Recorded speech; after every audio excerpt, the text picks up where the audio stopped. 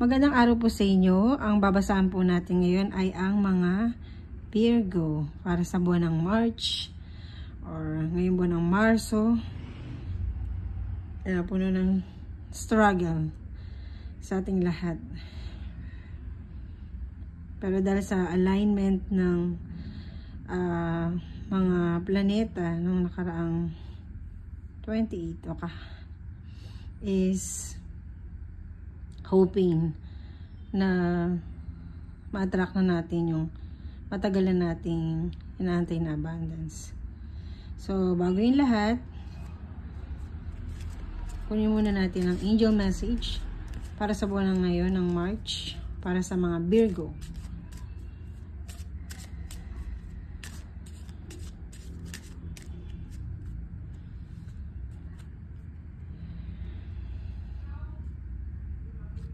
Okay, no. Sabi niya ganyan. Sabi ng angel mo, no. Kumikita mo dito is nandun yung parang heaven. And then may mga angel na parating. And then merong isang ditong babae. Parang meron siyang dinarasal at pinakakahantay-hantay. At inabutan naman siya ng bulaklak at may trumpet yung angel sa kanya. Pero overall ang sabi ng card is no.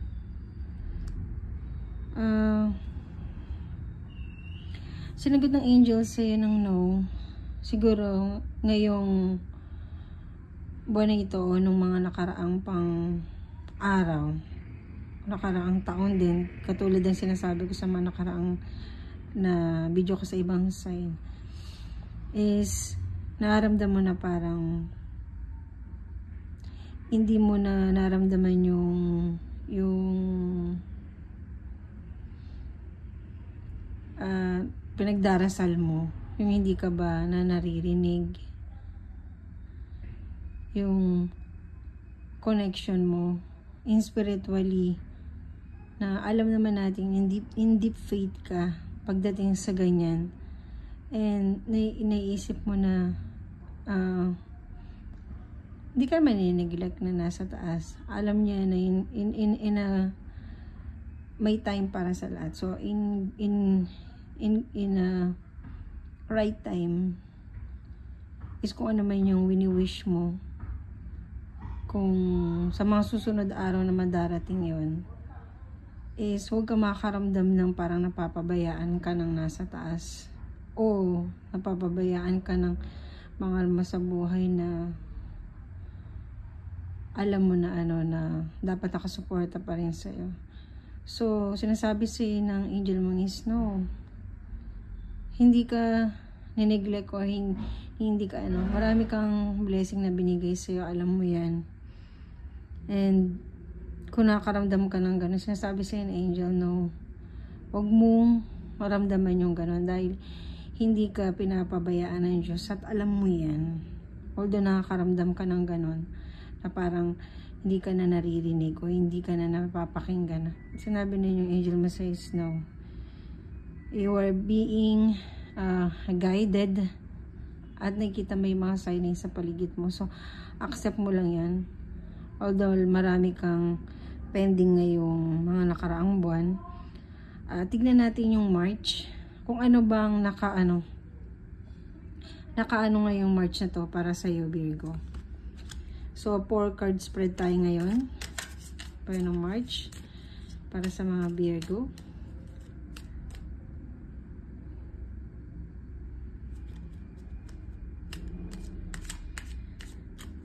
Mga Virgo para sa buwan ng March.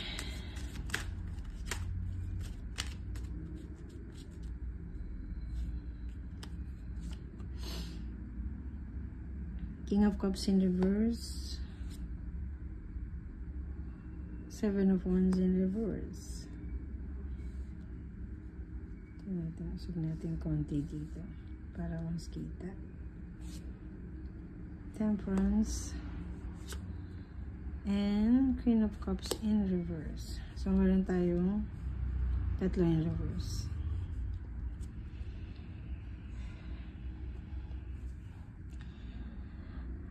So, ay ngayong buwan ng March, mga Virgo,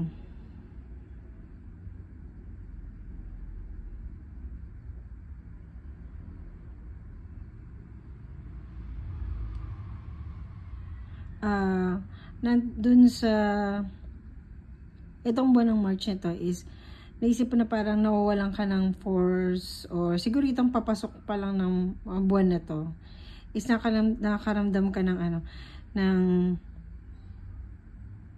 na parang di ba minsan sinasabi natin, ba't gano'n, lahat ng mga desisyon ko parang fail, parang nabobo na yata ako. Parang dati naman kapag meron akong naging desisyon or meron akong naplano, parang sumusunod bakit kaya parang ganun ngayon ako ngayon. So itong papasok na to ng March na to, meron kang ganung klase na emotion mo, na feeling mo parang, yun nga, kaya siguro sinasabi sa'yo ng card messages, no, hindi ka kung ano man yung emotional lackness mo na nararamdaman mo ngayon, na parang hindi nasusunod lahat ayon sa gusto mo, is no, hindi yung totoo. Hindi yung totoo. Sinasabi ng card message. And ang mga mo ngayon, yung mga sabihin natin na iniisip mo na obstacles mo ang dami. So yun yung pinaka yung mga difficulties mo ngayong March na to, na akala mo is binablock ka ng marami. So nabablock ka at parang wala ka na magawa, which is not true. Kasi siguro feeling mo lang yung mga obstacles na yan is nasa isip mo lang sila. So wala sila. Wala sila actually. Parang ikaw lang mismo nagpapagulo sa isip mo na parang marami kang ngayon, marami kang blocking, which is not true. Kasi minsan yung mga blocking na yun, at saka yung mga delay na yun, is parang ina-align lang tayo dun sa mas magandang natin, which is yung ating unexpected, is binabalance sila lang ng nasa taas. Kasi marami kang naging sacrifice sa sarili mo before.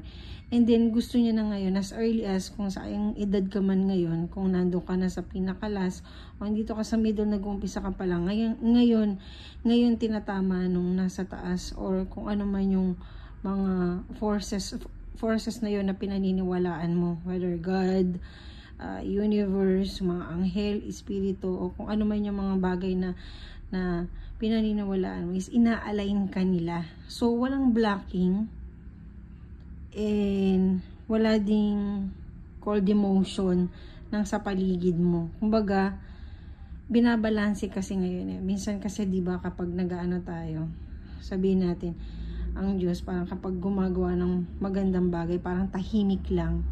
So akala mo wala lang kasi parang tahimik.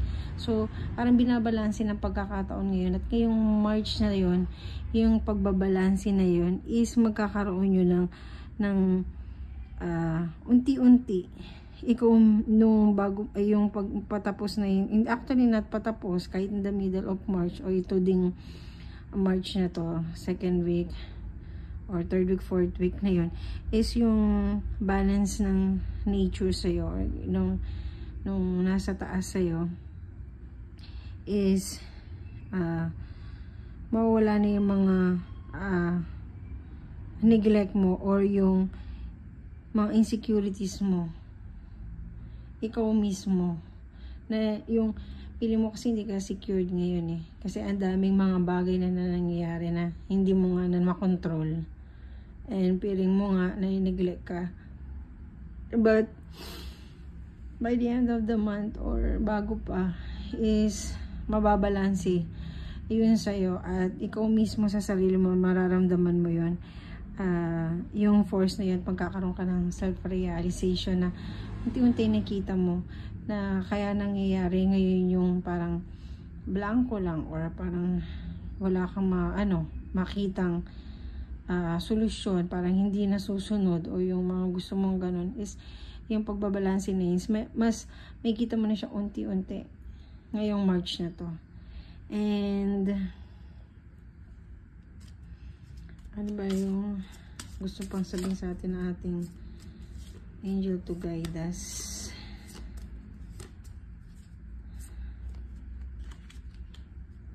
love and accept yourself. So, habang binabalanse, yun ang pagkakataon sa'yo.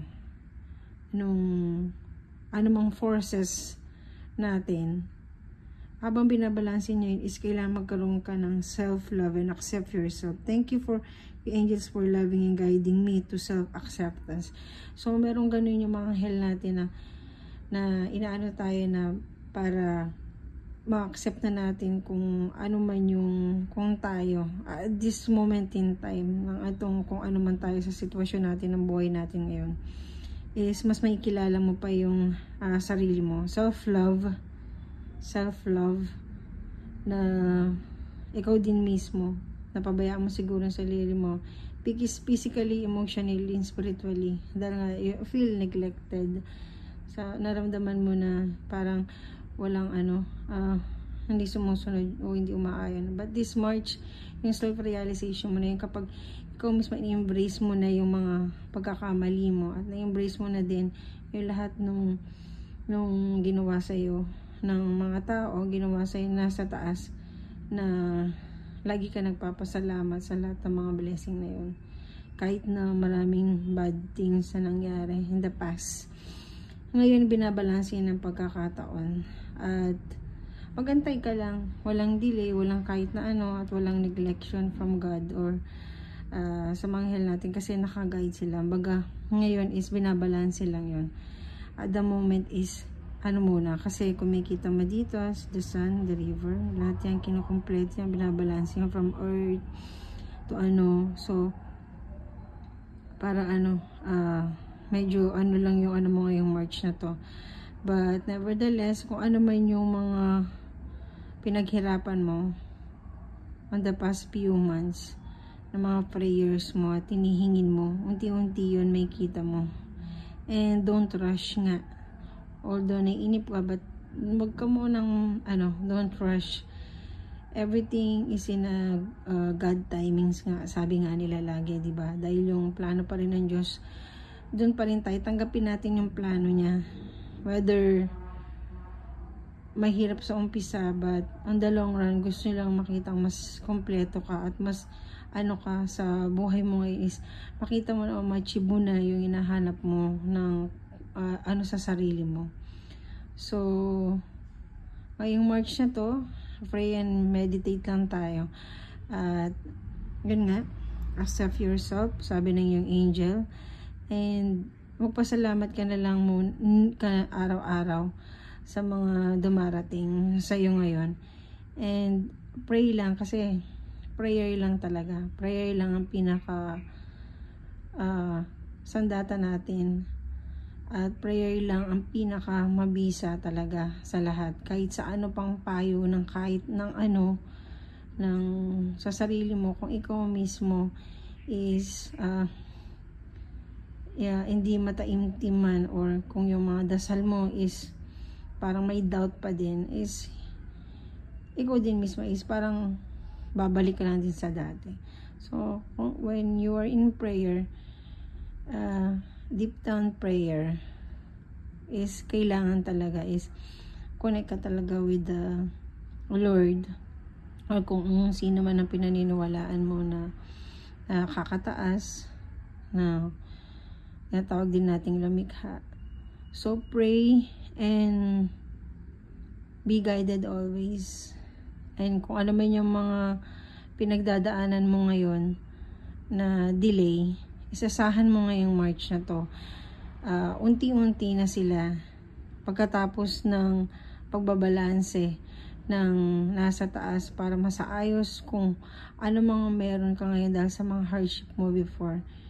At mga hardship mo until now, is ikaw mismo makakahinga ka. Maglalakad ka sa kalye na nakangiti ka at wala kang masyadong iniisip na.